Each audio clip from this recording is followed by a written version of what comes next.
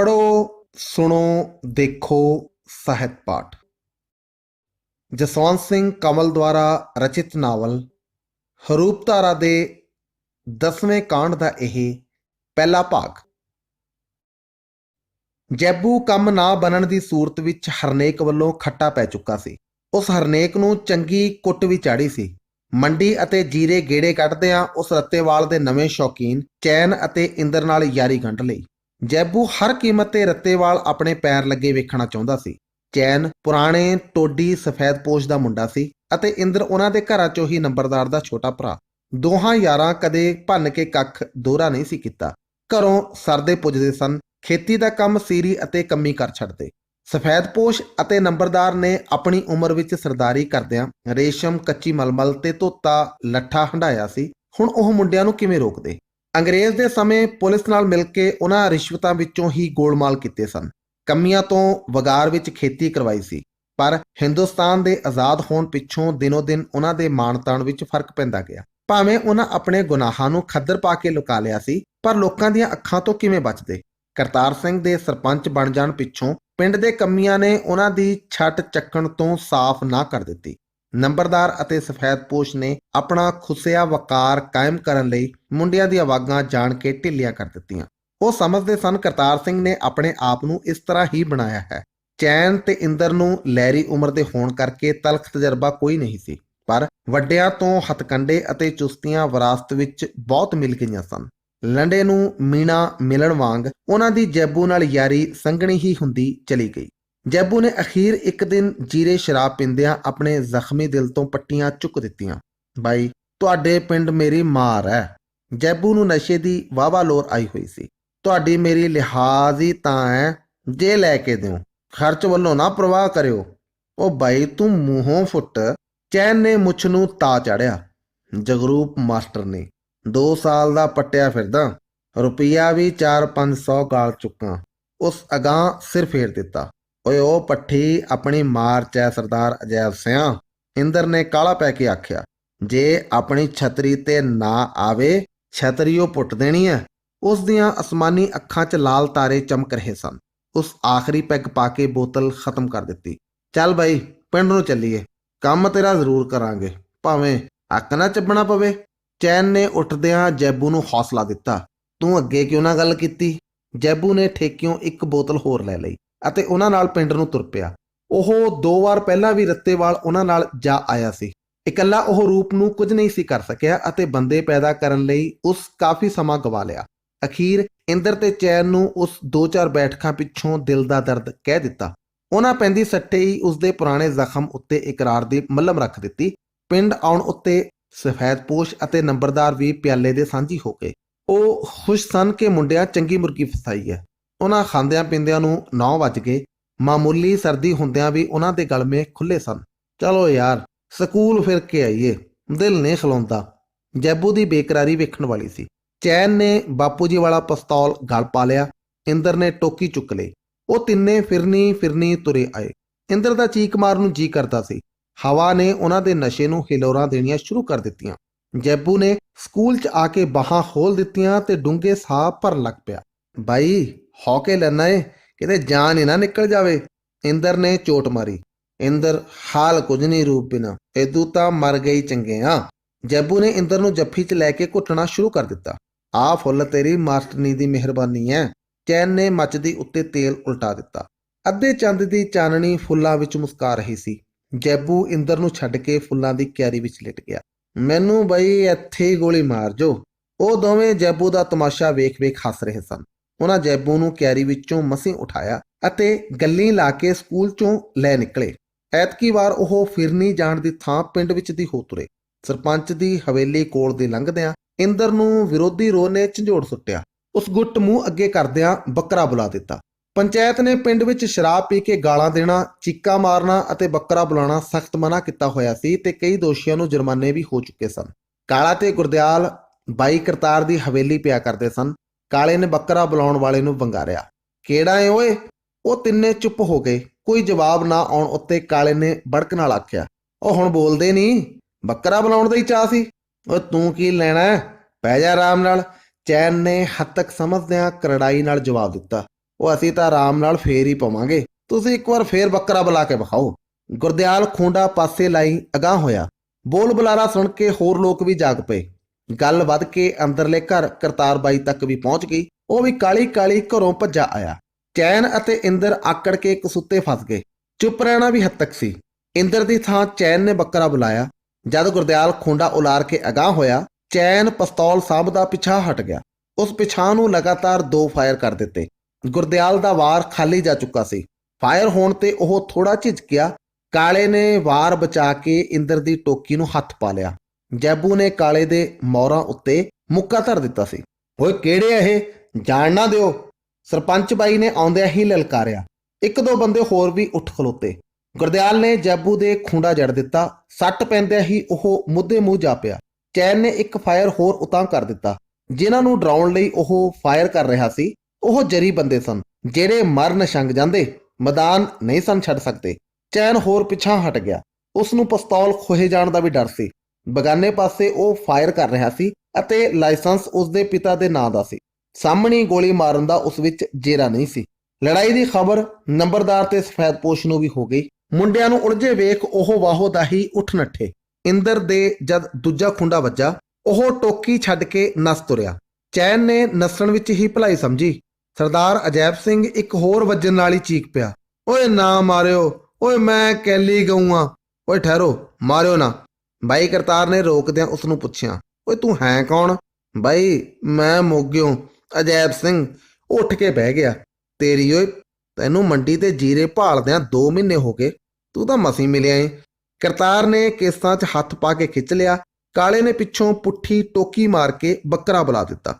ਓਏ ਮੇਰੀ ਬੋੜੀ, ਮੈਂ ਭੁੱਲ ਗਿਆ, ਮੈਂ ਬੱਕਰਾ ਨਹੀਂ ਬੁਲਾਇਆ, ਮੇਰਾ ਕੋਈ ਕਸੂਰ ਨਹੀਂ, ਹਾਏ ਨਾ ਮਾਰੋ ਬਾਈ।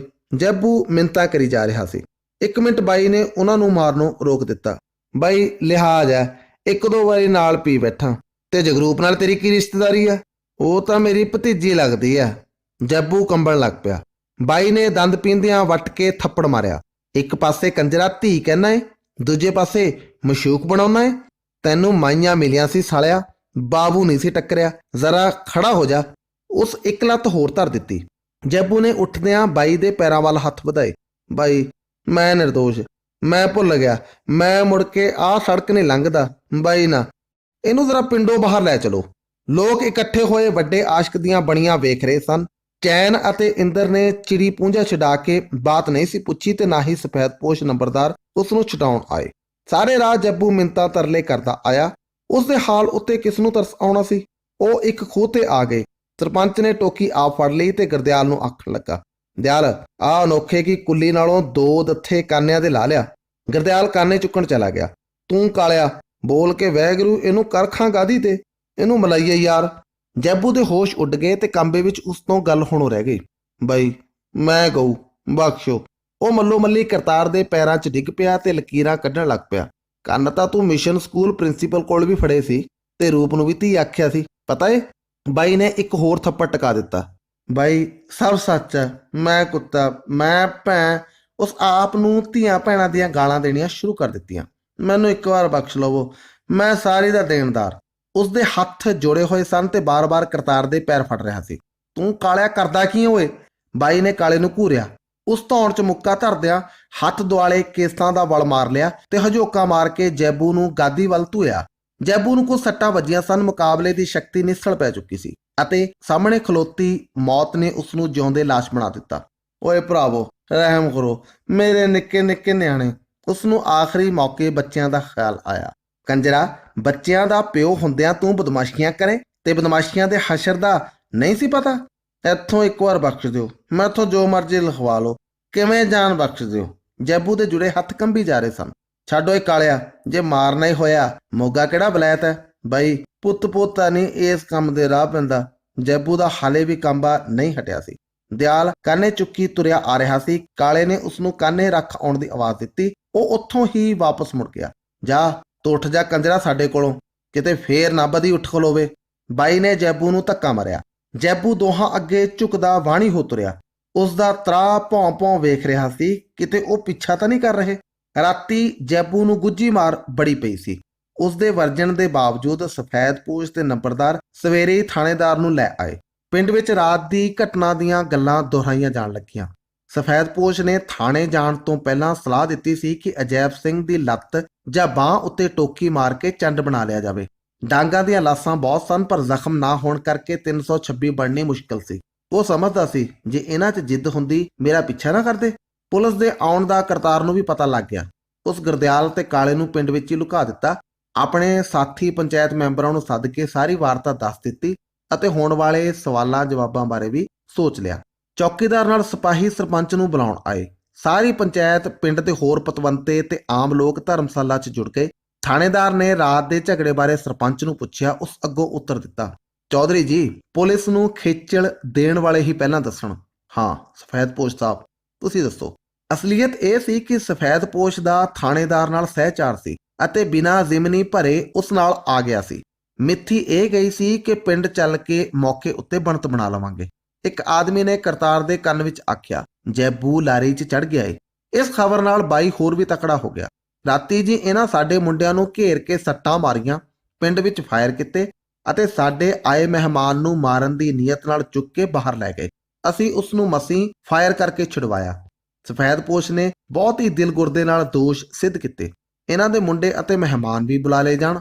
ਸਰਪੰਚ ਨੇ ਠੰਡੇ ਦਿਲ ਨਾਲ ਮੰਗ ਕੀਤੀ, ਜਿਨ੍ਹਾਂ ਦੇ ਸੱਟਾਂ ਲੱਗੀਆਂ ਹਨ ਉਹ ਆਪ ਦੱਸਣ। ਚਾਚਾ ਜੀ, ਤੁਸੀਂ ਨਾ ਉਹਨਾਂ ਦੀ ਵਕਾਲਤ ਕਰੋ। ਸਫੈਦਪੋਸ਼ ਨੇ ਚੈਨ ਹੋਰਾਂ ਨੂੰ ਲੈਣ ਵਾਸਤੇ ਬੰਦਾ ਭੇਜ ਦਿੱਤਾ।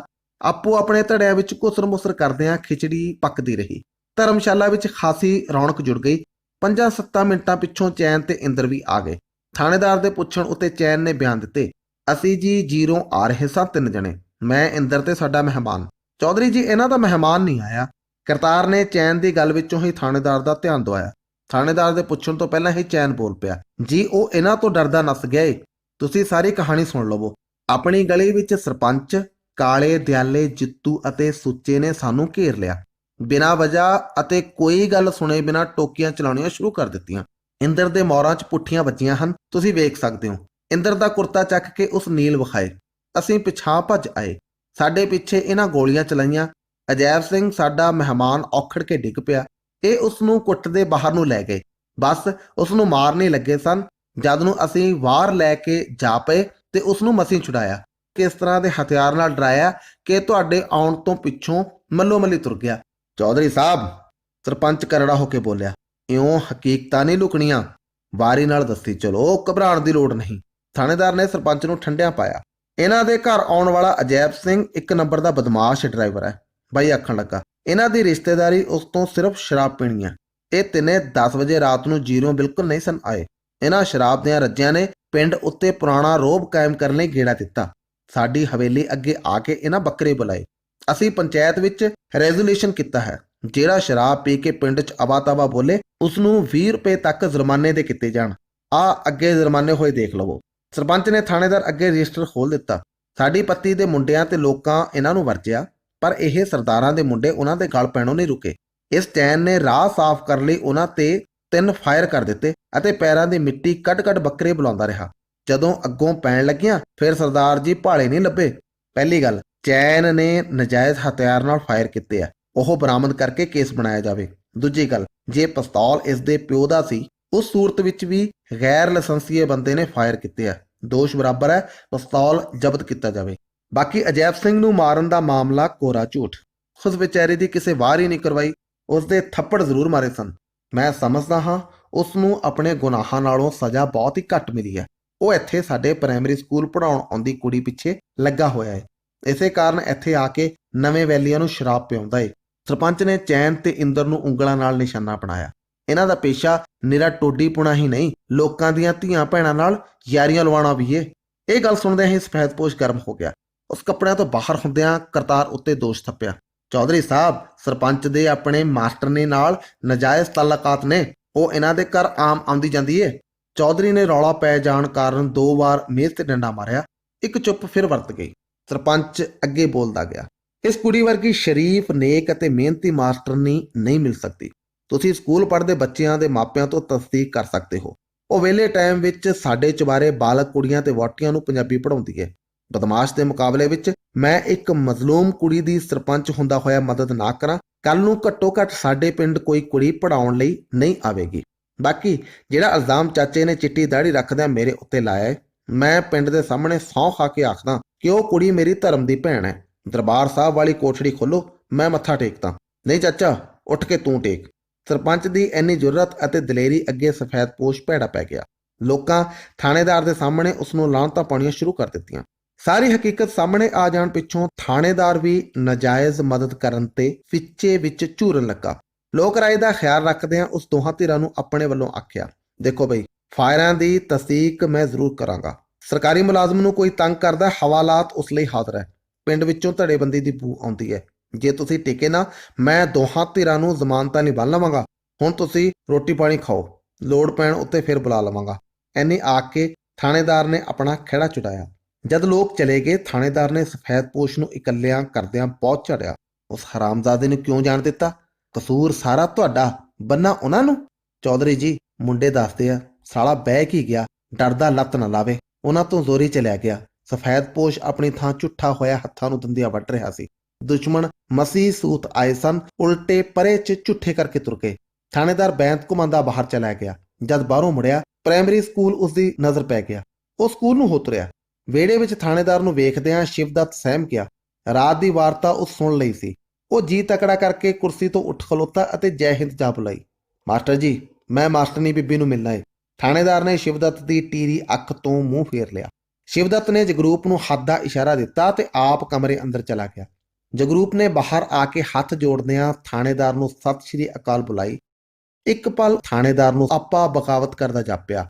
ਉਸ ਦੀ ਅਕਲ ਘਮੇਰਨੀ ਖਾ ਗਈ, ਜਿਸ ਵਿੱਚ ਉਸ ਦੀ ਆਪਣੀ ਔਰਤ ਤੇ ਜਵਾਨ ਹੁੰਦੇ ਬੱਚੇ ਦਿਸਣੋਂ ਬੰਦ ਹੋ ਗਏ ਸਨ।